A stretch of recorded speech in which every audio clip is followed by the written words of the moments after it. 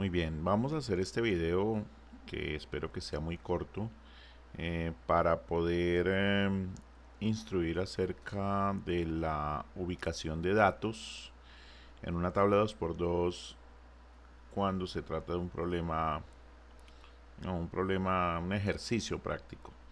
Ok, entonces recordemos que las tablas 2x2 básicamente están constituidas así como se ve en la pantalla. Las columnas representan el desenlace, positivo o negativo. El desenlace puede ser enfermedad, muerte, curación. Y en las filas, entonces tendremos la exposición o el factor de exposición. Es decir, si están expuestos la primera fila y no están expuestos en la segunda fila. Bueno, muy bien, entonces vamos a traer un ejercicio aquí práctico, pues con algunos datos que están, pues son inventados, pero no se alejan del todo de lo real. Muy bien, entonces aquí voy a leer este ejercicio. Permítanme, voy a correr esto un poquito para que nos quede un poquito más fácil de manejar ahorita la parte de la tabla que la hice aquí, como para llenar los datos. Entonces, bueno, muy bien, tenemos un ejercicio, ay, tenemos un ejercicio, como dije, es de datos arbitrarios, pero no es del todo descabellado, pues lo que está aquí.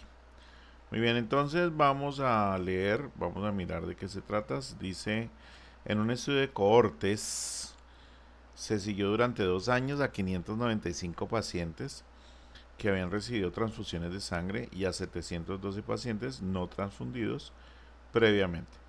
Al final del periodo habían presentado hepatitis 75 individuos del grupo de transfundidos y 16 de los no transfundidos. Allá las medidas de asociación epidemiológica de impacto a que haya lugar para determinar el riesgo de contraer hepatitis por transfusión. Bueno, aquí debemos tener en cuenta varias cosas. Una de ellas es poder definir cuál es la exposición y cuál es el desenlace. Muy bien, leamos con un poco más de detalle. Dice en usted, bueno, algo muy importante también es qué tipo de estudio es. De entrada ya nos lo anuncia. A veces el ejercicio puede no anunciarlo, pero dice se realizó un seguimiento a tantos años. Entonces ya entiende uno que si se hizo un seguimiento y que si se identificaron unos que estaban expuestos y otros que no estaban expuestos y que se esperó a identificar cuáles habían desarrollado cierto desenlace y cuáles no, pues uno ya asume que es un estudio de cohortes. O sea, no tienen que decirle a uno que fue un estudio de cohortes, pero cuando le describen el procedimiento, pues ya uno entiende que se trata de un estudio de cohortes. En este caso es más fácil porque ya nos lo dijeron, en un estudio de cohorte. Entonces ya sabemos que si se trata de un estudio de cohorte, entonces nos permite calcular RR, calcular riesgo relativo. Si nos dijera que es un estudio de casos y controles, por ejemplo, o un estudio transversal, pues no podríamos calcular RR. Otro dato importante es que, fíjense que la instrucción abajo dice, allá las medidas de asociación epidemiológica e impacto a que haya lugar. Cuando nosotros podemos calcular RR, es decir, riesgo relativo, pues también podemos calcular las medidas que están asociadas al riesgo. Entonces están las medidas de impacto, riesgo atribuible poblacional y demás. Pero si fuera un estudio de casos y controles donde solamente podemos calcular OR, por ejemplo, el OR no nos da los elementos o digamos un estudio en el cual se tiene que calcular a través de OR la asociación, no nos da los elementos para calcular riesgo y pues incidencia tampoco, naturalmente. Entonces no podríamos medir impacto en un estudio de casos y controles. De tal manera que en este caso que es un estudio de cohortes, no solamente tendríamos que calcular, según la instrucción final, no solamente tendríamos que calcular la medida de asociación, que sería RR, sino que también tendríamos que calcular las medidas de impacto, o sea, riesgo atribuible poblacional, etcétera, etcétera. Muy bien, entonces, dicho esto, vamos a ubicar No vamos a calcular porque eso hay otros videos para eso. Pero aquí lo que quiero es que calculemos, que introduzcamos los datos en la tabla.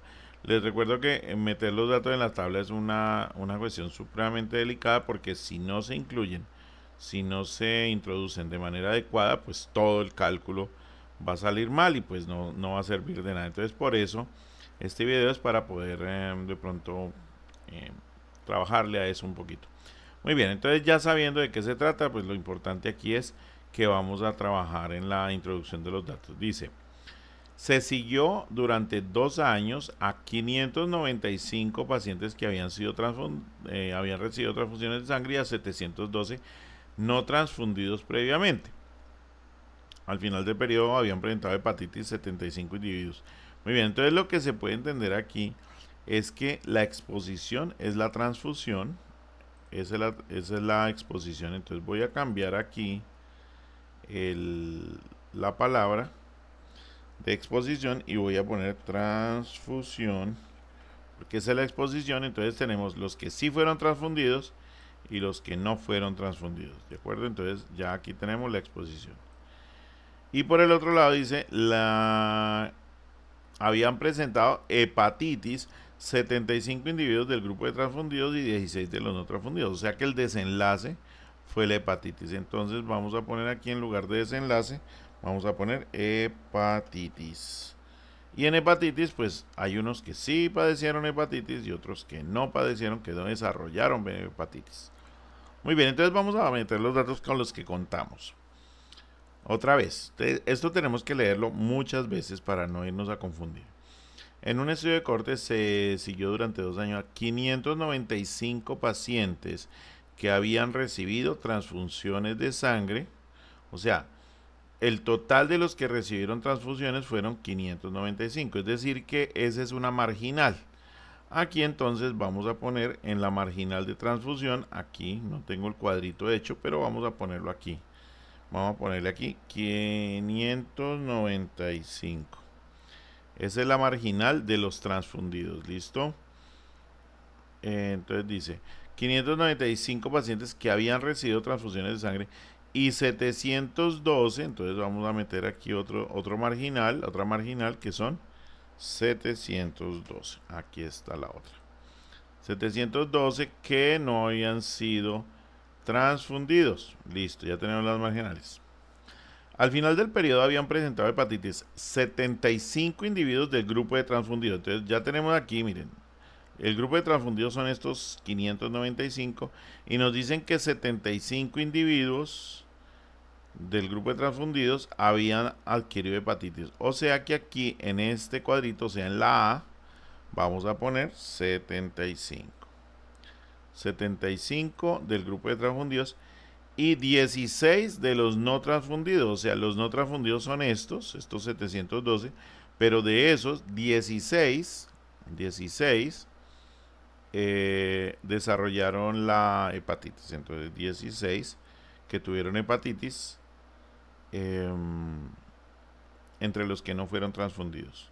No hay más datos, pero son suficientes para poder completar el resto. ¿Cómo los completamos? Pues muy sencillo, cogemos una calculadora y con la calculadora entonces vamos a mirar cuáles de los que sí fueron transfundidos, o cuántos, más que cuáles, cuántos de los que sí fueron transfundidos no desarrollaron hepatitis. Y para eso es muy fácil, porque vamos a tomar la marginal 595 menos 75 y entonces decimos que aquí tiene que haber un 520.